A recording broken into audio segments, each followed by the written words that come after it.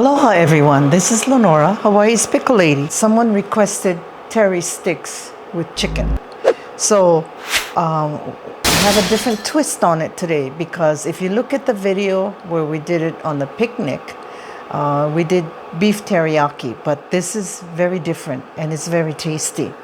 So these are the ingredients. In a pot here, 1/4 cup of soy sauce, quarter cup of oyster sauce, 1/4 cup of honey, 2 tablespoons of Chinese wine or any kind of wine, 1 teaspoon of sesame oil, 1 tablespoon of green onions, 1 tablespoon of minced ginger, 1 tablespoon of minced garlic, fresh of course, and 1 star anise. For those of you who are not familiar, this is how it looks. It comes in a packet. You can get it from Chinatown. It's like that. It has 8 corners.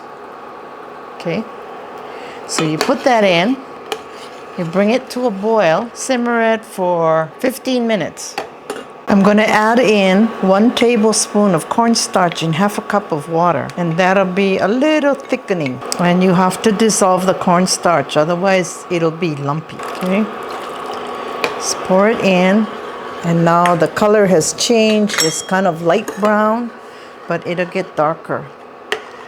And it smells wonderful. This smells really good. See?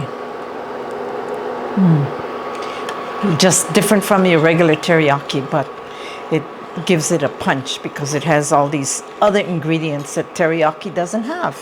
So you gotta make this. So we're cooking it for 10 minutes. It's not quite there yet, but after it cooks, you're going to cool it off, and then you're going to pour it over your chicken. The sauce has cooled off, so I'm going to take off the star anise. And then I have 1 pound of chicken here. You can use as much as you like. And this is too much sauce, but the leftover, you can use it. You see how thick the sauce is? So really nice consistency. The cornstarch did it.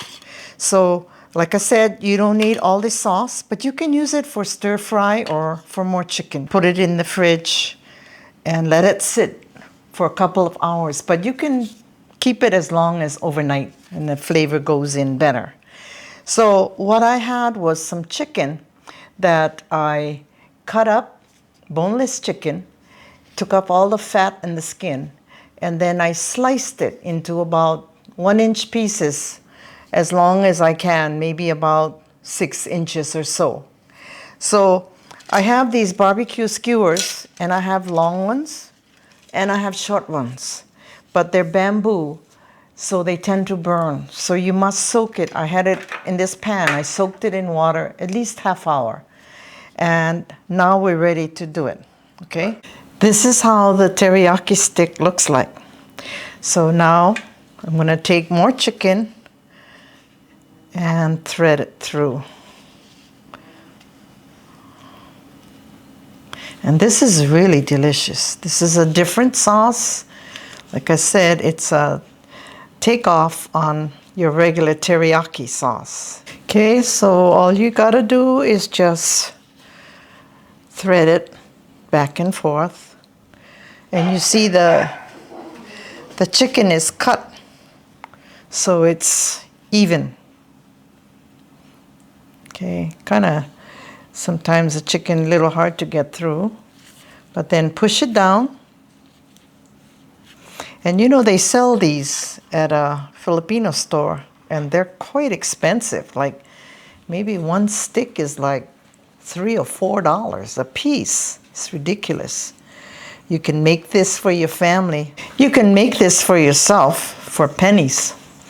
So why buy it when you can make it? Especially if you're having a barbecue or picnic. And again, good for Super Bowl. So everyone will love this. And remember, you know I went to University of Kansas. So you know who I'm rooting for. Okay? Now I have some short sticks. You can also use that, whatever you want. It's good for the keikis, the little ones, because maybe one big stick is too much. Or small eaters, okay? So just thread it on and you're fine. And in Hawaii, These are called teriyaki sticks. When you go to a Saimin shop or a ramen noodle shop, as a kid, we had a bowl of Saimin and a stick of teri beef. And that was really delicious. Now, you can probably get it at some restaurants, but if you make it yourself, it's much easier. Okay. So I have the broiling pan ready. I have a sheet of foil so that underneath, so it's easier to clean.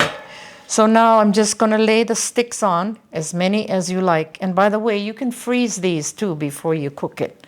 So this is good. You make it ahead of time. If you're having company or you're going to take it to a picnic, just put as many as you like on it. Like I said, you can make it 1 or 2 days ahead so that you don't have to be so rushed. So this is perfect for you Super Bowl fans. Everybody will love it. And you probably can't make enough, okay? So I'm just going to broil this. Okay, now I'm going to put it in the broiler. So it's been in the broiler 8 minutes, and we're going to turn it over. Now every stove is different, so it might be sooner than that. So we'll put it in for a couple more minutes.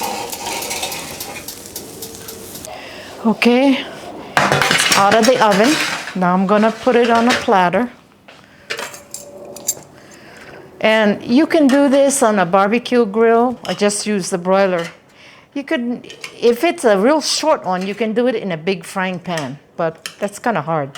So now what I'm going to do is the sauce has been cooked, so you don't have to worry about contamination. So I'm going to brush it with some sauce, and this is optional. You don't have to if you don't want to, but it gives it another depth of flavor. Not too much, just a little bit. And you see how fast this was? Once you get it skewered, you just broil it and it's ready to go. Okay, this sauce is multi-purpose. You can use it for stir fry. You can use it again to make more skewers. So now I'm going to try one. And then also you got to watch out. The oven is so hot that even though I soaked it, some of the sticks will burn. Okay, so I'm going to try one and let's see how it is.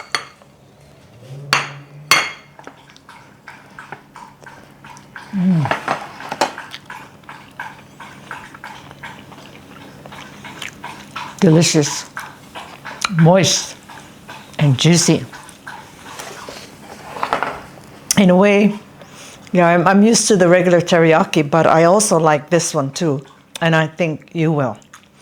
So remember, if you like this video, don't forget to smash that like button, comment, and if you haven't subscribed, do so you can see all these recipes.